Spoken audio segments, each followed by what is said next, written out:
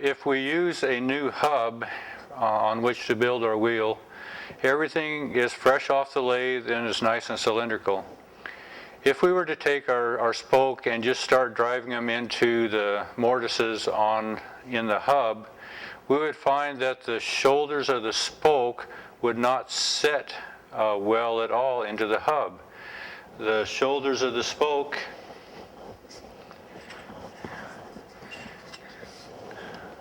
are straight across. So you put this into a cylindrical hub and you would find that we would have contact right in close to the tenon, but the outside edge of the spoke would not make contact with the hub.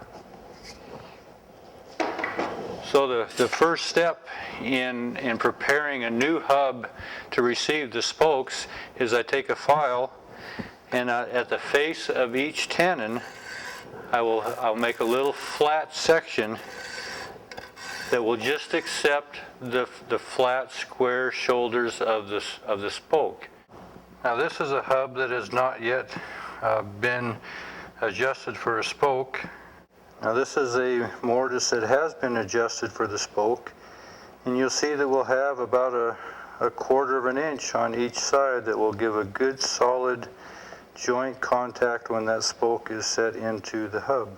So with that in mind, if you are working with a new hub, you want to take the time before we start putting in spokes and just file off the face of each mortise to help that joint of the shoulders of the spoke when the spokes are set into the hub. So we put our feeler gauge in here and we get that inside measurement, put it on our tape measure, and we find that it is 2 1/8. And outside we bored this, or we mortised it for a 2 1/4 inch spoke. So we'll find the leading edge. This is the tip of the egg, and you can feel it in most spokes. Measure back. This is 2 1/4. So from that leading edge, we'll measure back to 2 1/8. We'll draw a little line from the shoulder up to that 2 1/8, and I put it on the belt sander and I just bring that taper right up there, and that will fit into the mortise. So I have my little tapered line here from 2 1/4 up to 2 1/8.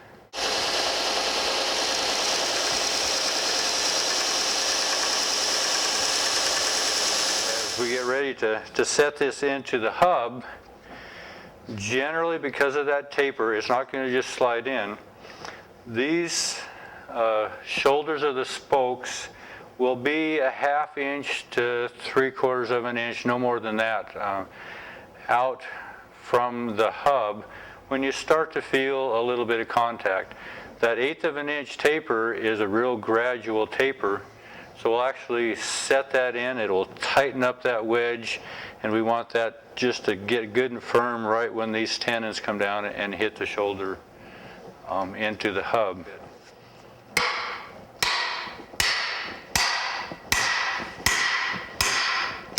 You can hear it, kind of hear it's good solid fit there. So we have just a good tight joint of the spoke shoulder right up against the hub. We have our first spoke in. Obviously the rest of the spokes will go into the same.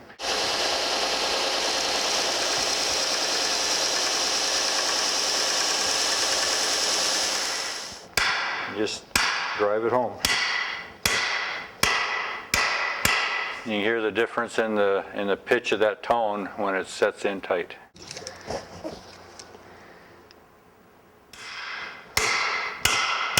we have every other spoke in. We'll go ahead and finish the rest of the spokes.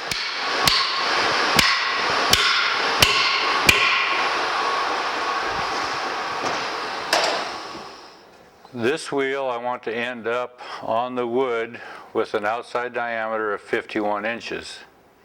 So I want to take our diameter, figure out what the diameter of our hub is, and that will help us to figure out what our spoke length needs to be. The 51 inch diameter, we're going to subtract the 9 1/8 is 9.125.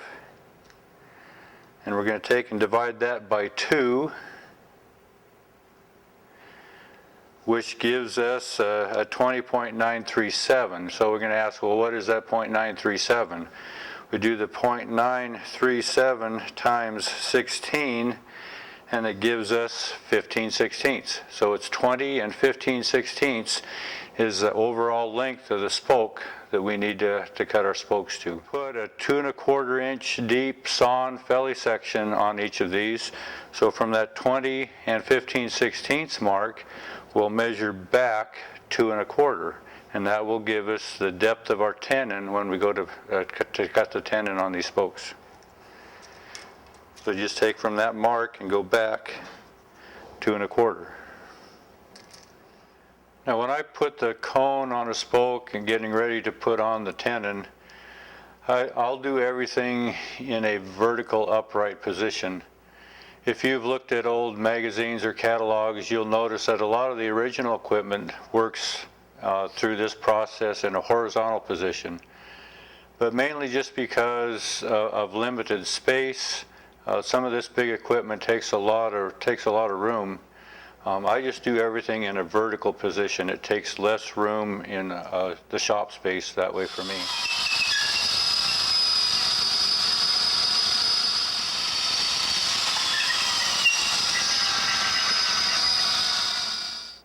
This is just a quick little shot to show you how that cone automatically just centers up on the spoke. Now we're ready to put the tenons on. This is the tenon auger that I will use. It has a selection of tenon sizes on it. They range from 3/8 to 1 inch. We're going to actually put on a 7/8 tenon on these spokes. Generally, you don't want to go any larger than half the maximum thickness of any portion of your felly. The widest section on our felly will be 2 inch where it shoulders up against the spoke, and we'll taper it down to the tire from there. But we're going to put on a 7/8 tenon on these, keep it a little under that half. If you go bigger than that, you know, basically you're cutting your felly in half when you put that hole through the center of that. So these spokes we're going to put a 7/8 tenon on.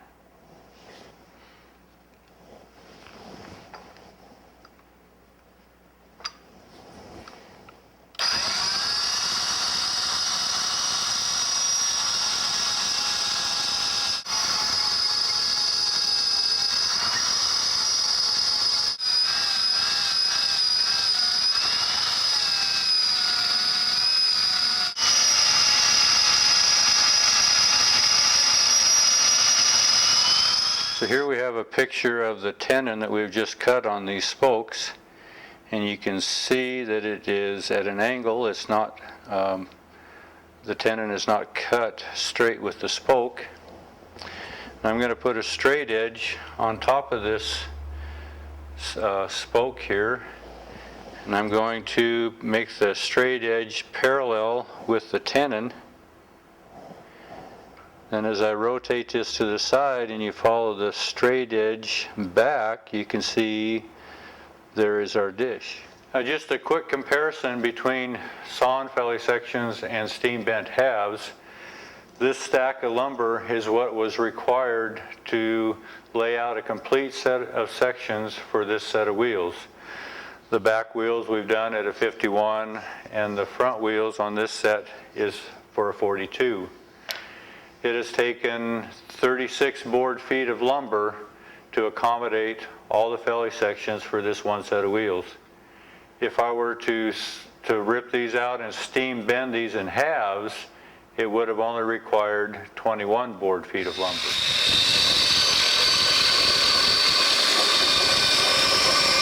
Put a T on the top of the felly so I remember what's going to be the top of the wheel.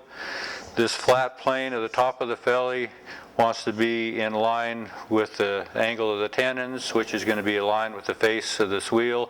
So as we look across the face of the wheel, we're going to be straight in line with the dish, the top face of this felly from one side to the other. From here we'll go to the drill press and we'll drill the holes and get ready to maybe put these felly sections on. So I'm going to bring up this so you can see a little bit closer right on the end. I've cut a joint on the end here to receive a spline. This little joint here, I've taken and I just run it through the table saw. Now because we're not centered up, you have to adjust your fence for the depth. But for the width of the tire, the face of this felly, how it's going to sit on the tire, I put this spline right in the center, so it's offset as we have the full 2-inch thickness right now. Helps to keep the joints from felly section to felly section aligned. It just kind of, it puts that joint between the two. Go ahead and get the first one kind of started up there just a bit. Then with the help of a spoke puller that I'm sure you have, we'll bring the second spoke into place. And then while keeping a little pressure there, just bring that felly section on up.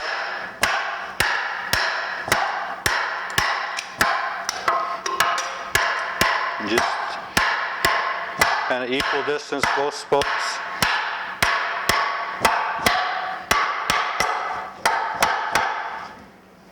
And just bring that little section up into place. And you can see how the spoke shoulders just fit up nicely up against the inside curvature of that felly. And here we have a picture of how the end of the tenon comes out pretty close to center on the tire side of the felly. Okay, I just trimmed off 2 sections that we'll go ahead and put on in the next 2 positions. We'll go every others here.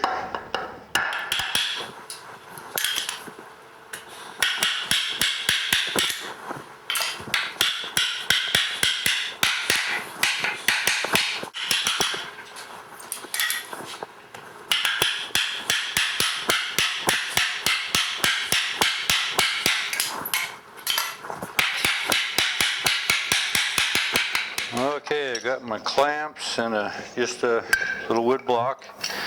I'm going to clamp it to the flat face of the felly, and I'm going to just take a saw cut right down through the center of this joint, exactly the same way we do on a sawn or on a 2-piece steam bent felly.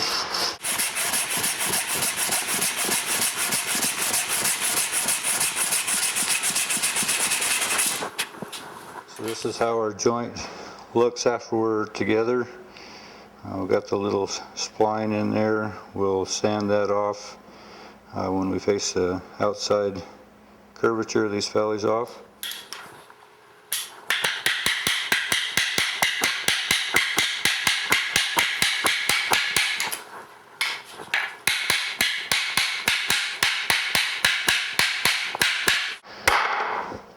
Okay, we're just off the spoke shoulders and we're starting to touch up here. Since we have room for expansion, we can bring it on down.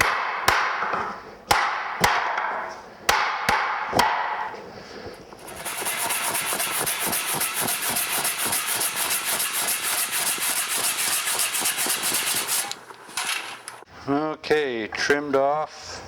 We can go ahead and start this one.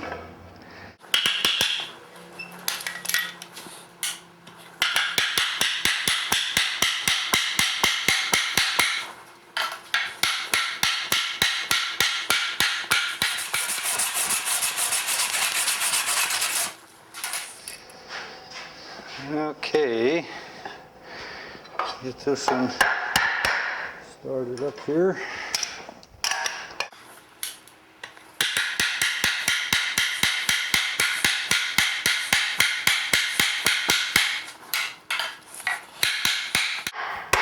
Now here we want to watch for contact on the ends. I'll turn this back over again and we'll walk through that. Now this last felly section, like I say, we can't just crowd it in. We'll have to make saw cuts on the joints to allow room to come in.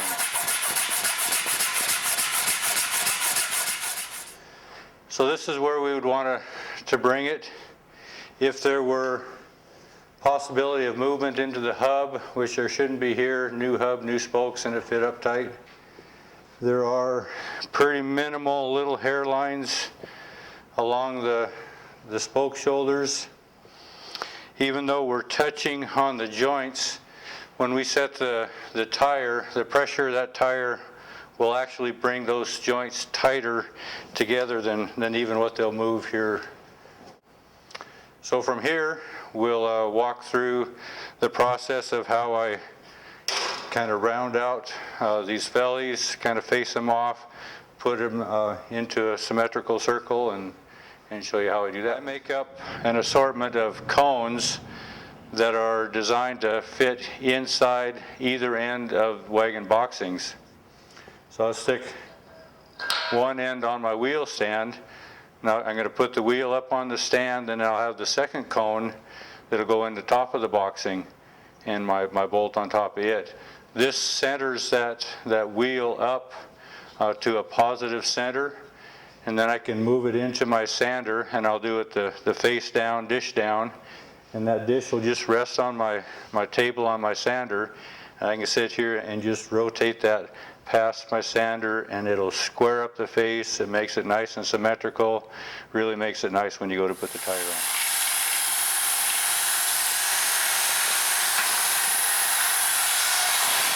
And here we have a shot of nice smooth face. The splines are all sanded down and flushed in. I like to have just this little bit of space at the end of the spokes. Just overall a nice symmetrical round wheel. Now with our fellies all dressed off, we're going to go ahead and measure for the circumference and get ready to set our tire. All new wood and wheel like this, I'm going to go and size that tire for 3/8 of an inch under. We'll go ahead and get this measured up. I just take a pencil. We got 7 joints. I take a pencil and just highlight one of them, and that's where we're going to start, and go ahead and measure this and get ready to set the tire.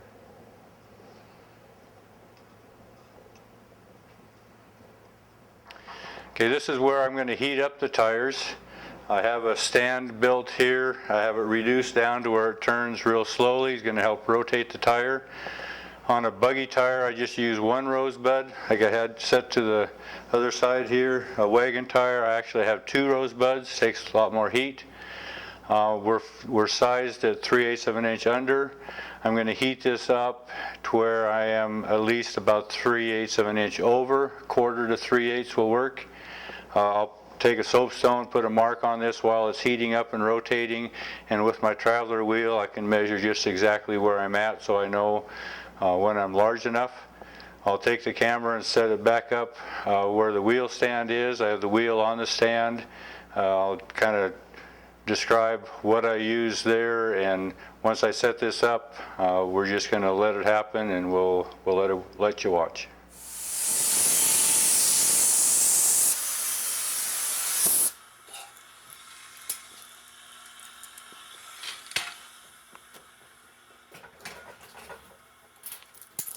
We're going to drop right into place. Just nice. That's the advantage of working with tires that have already been set. If the wheel's uniform and the tires round, they just go together real well.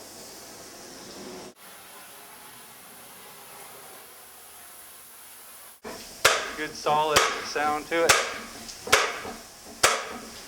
I like to have that while there's still a little heat.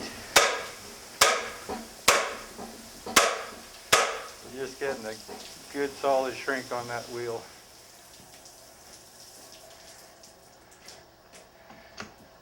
So there we have it, shrinking the wagon tire on.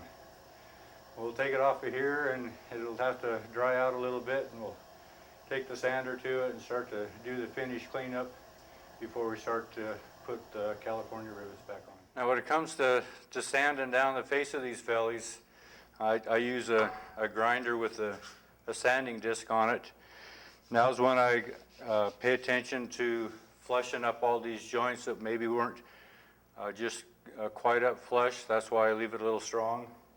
I stick it back on the stand with my cones on it. That'll just hold it nice and true. And I can go ahead and sand this down. As I'm going, just the rotation of the disc will just help rotate this wheel.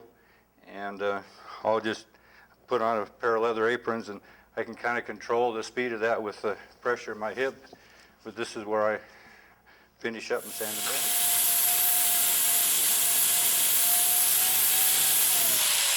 Now this is the style of bit that I use for shaping wagon fellies.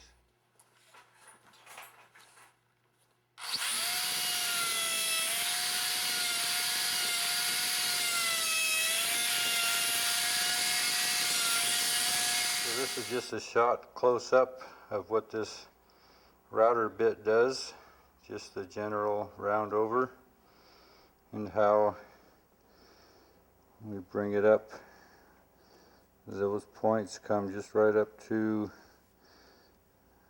the sides of the spokes. So now we're just left with putting the rivets, the rim rivets, California rivets, one at each joint. So this is what we're going to stick in where every felly joint is.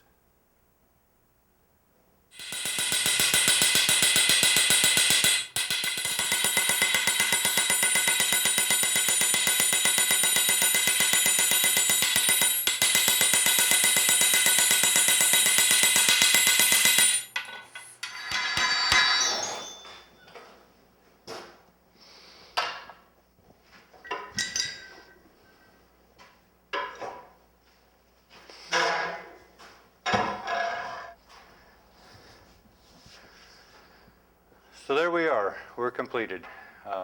We hope you've enjoyed this, watching the process of how a wheel goes together. We appreciate you being a part of Ingalls Coach and watching just another aspect of the art of the wheelwright.